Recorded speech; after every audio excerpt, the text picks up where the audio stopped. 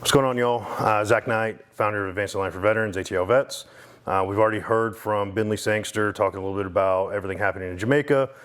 He's a fellow veteran, Air Force veteran that has a Sangster's Coffee, which is a big player here in Atlanta and obviously in Jamaica. And now we're going to hear from Karl Chambers, who's a retired major from the Jamaican Defence Force. Correct. So obviously another fellow veteran, and you've done some incredible things. You have the Integrity Children's Fund. Correct. You've had it for 23 years. I mean, so many different things you've done. We went to an amazing gala you had a couple months back now. Yes. That you brought the Jamaican ambassador in. He spoke. You talked about the big impact.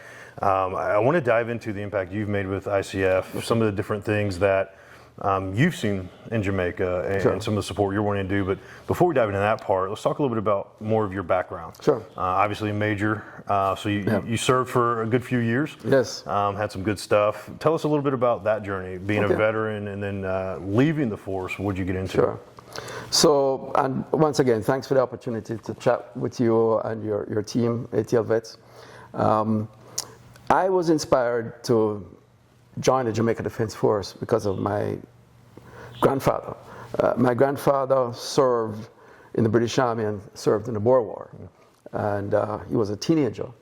And I grew up hearing stories about him serving. And I was inspired by him. I also have several cousins who were inspired by him and who served in the U.S. Air Force and U.S. Army. So it's a family thing for us. So right after high school, I joined the Jamaica Defence Force immediately in 1978. And I did my officer training with the Royal Marines in England. So I did commander training. And then served 20 years in the Jamaica Defence Force. During my time, I started out as an infantry officer, then went back to England and did an engineering degree in software engineering and electronics. And so for the last 9 years of my career, I was the CIO for the Jamaica Defence Force. Wow. A smart infantryman, that's like a rarity. Yeah, that's kind of rare. But it was good. It was a great experience. And I certainly made some lifelong friends that I'm still in touch with today. And I have no regrets about my service, serving Jamaica. And it was really enjoyable time. Yes. I love that. And so as you transitioned out of the military side of things, you founded ICF, the Integrity Children's Fund. And it's an incredible thing that I think in America, a lot of us don't understand the track that children in other countries go through, right? Yeah. Can you talk to us a little bit about what is ICF? What's the mission, the vision? What are you all accomplishing? Sure. So Integrity Children's Fund, we started, my wife and I, with some other friends in Atlanta about 23 years ago.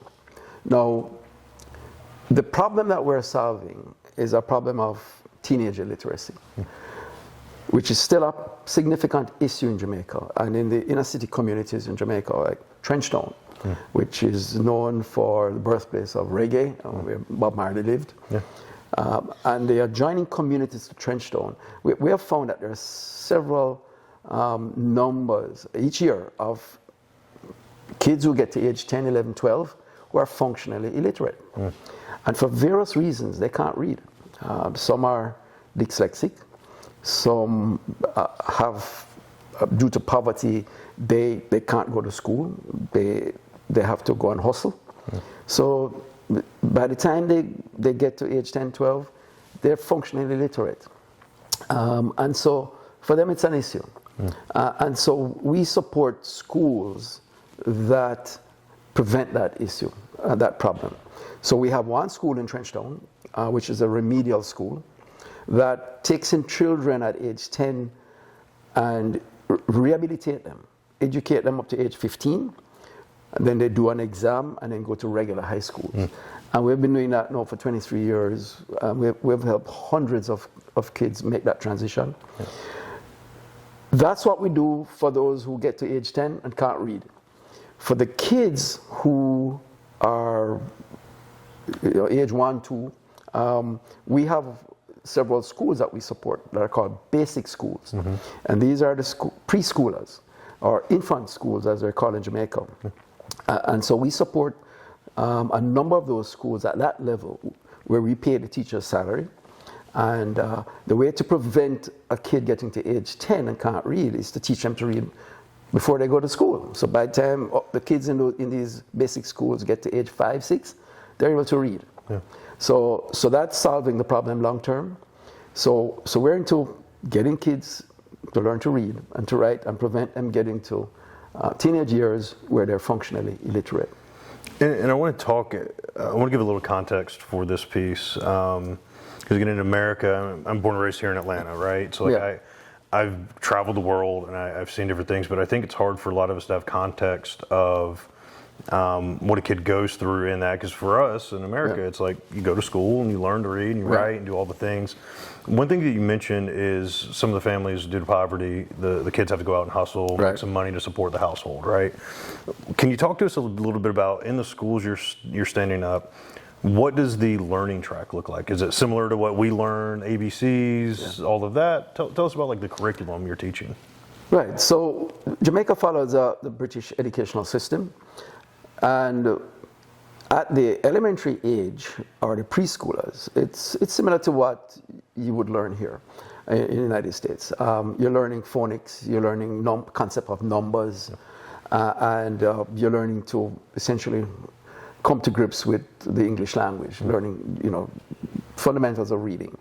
Once you get through that preschool age, then there's a primary school level, which is from age 6 to age 10, 11. And this is where they start getting deeper into the academics and starting to write and to compose essays and, as we call them in Jamaica, compositions. Yeah. And then at age 10, 11, they do an exam, which then qualifies them for high school. Now in Jamaica, we don't have a middle school. We just have high school. So the kids at age 11 will start at high school, and that can run for 7 years, up to the advanced placement level, which is equivalent in the US. And those, from the age 11 to age 17, 18, it's where they get really grounded in their education, which then qualifies them for college or the working world. So similar to the US, where kids will then matriculate from a high school into college. And talking about, obviously you're standing up these amazing schools. We talked a little bit about the hurricane with Bentley, and obviously something that the infrastructure in Jamaica is very different than infrastructure in America. I think it's something we take very for granted. Can you talk to us a little bit about what damage you've seen down there, the schools you've built, how it impacts? I know a lot of the country, like 70% of the country, was without power for a while. How's that impacting the schools and kids learning? So fortunately, the hurricane did not hit Kingston, which is the capital of Jamaica, or should I say the impact was minimal. And Kingston is where most of the population reside and where most of the schools in Jamaica are. And where the ports, the biggest shipping port in Jamaica is in Kingston. The largest airport in Jamaica is in Kingston. So that area of Jamaica is functional. And so Jamaica is still able to receive goods and relief through Kingston. The area that was significantly damaged is the western area of Jamaica. And so the schools in that area were literally destroyed. It's really sad. There's one of the schools that we support, which is called Jacob's Well Basic School. That school is located in a place called Salt Marsh, which is literally marshlands. And the eye of the hurricane went through there. And I've seen videos during the hurricane of the roadway just in front of the school, and it was a river, and the water came up to the wall, the top of the wall of the school. So that just went straight through the school. So they lost their roof, which means they're going to have furnishings, chairs, desks destroyed, books. And so that school is closed, just completely destroyed.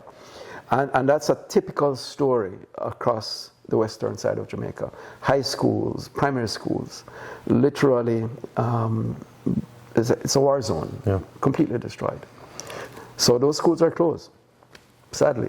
And I think one thing that was interesting, as we were talking before we started recording, the importance of school there is so that parents can go and work. And you gave me some statistics about the family dynamics down there.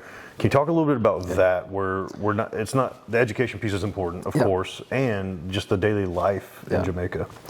So one of the sad realities of Jamaica is that 86% of newborns are from single-parent families. And I say it's sad because it means that typically there's this young child with just a mother. And that mother has to care for that child, has to earn an income, has to look after and parent that child for a significant time on her own. And as a result of that, that mother is caught in a little bit of a trap. She needs to earn an income to support the child and herself, but she has to look after the child.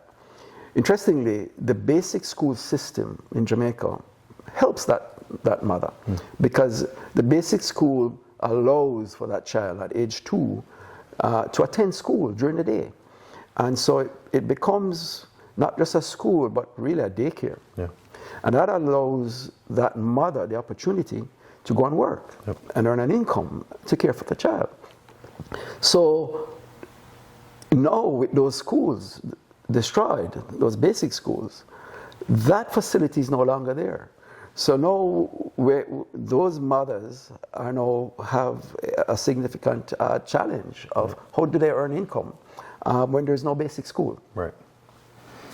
And you showed me photos. I'm going to link the photos below, some of the videos, like true, not media related stuff, right? Things that are from the ground there. And I'm going to make sure everybody's able to see those. Can you talk a little bit about what your goal is now? Obviously, rebuilding the schools. There's a big vision you have, and it could be something that we see as simple, a new roof, right? It sounds simple, but in reality, it's not. So can you talk to us a little bit about what's your goal for the next, 6 months, a year, multiple years in helping rebuild Jamaica? So, great question. Now, as I like to say, we can't boil the ocean, right? So we have identified a little teaspoon of the ocean that we're trying to boil. And what we have realized is that the high schools in Jamaica, in the western side of Jamaica, impacted by the hurricane, have been destroyed. And the priority of the government, and rightly so, is to open those schools, because you have students who are about to graduate next May to go into the working world, and they have exams. And so the priority is to get those schools open so that they can do their exams. There are also a bunch of kids at age 10 who are going to be doing their exams from the primary school to go to high school. So that's priority as well. These basic schools are way down the priority order. But for us, it's not just those 15,000, 16,000 kids in those basic schools that are impacted, but it's their families, those single mothers who need to work. So we need those schools open. So Integrity Children's Fund is focused on those basic schools, those preschools. And so our goal is ultimately to get those schools up and running. So we have a 3-phase approach. The first phase, which is what we're in now, is providing food. And so right after the hurricane struck, we contracted a restaurant in Jamaica, in Kingston, Quick Chick, and they were producing sandwiches. And we were transporting them from Kingston on a daily basis to the impacted areas to feed the teachers and the families of those schools. We're providing water as well as sandwiches. That's survival, so we're in that survival phase. The good news now is that some of the larger kitchens and charities are now established in Jamaica, and they're now providing those meals.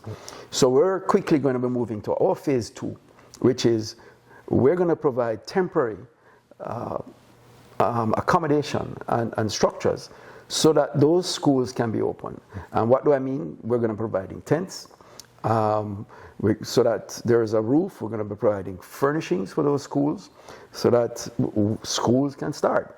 And our goal in this next phase is to open the 50 to 100 schools that are basic schools that are closed. Yep. By providing those immediate resources, tents, kitchens, so that those schools can also prepare meals for the kids, getting those schools up and running in the next 3 months. Our long-term effort, which is from 4 months onwards to the next 20 years, is to look at building more of these basic schools across the country where they're needed. So our focus once again is on the most vulnerable, which are kids 2 to 6 years old. We're providing that basic school support, getting them back into school so that their parent, a single parent, most likely a mom, can go and work.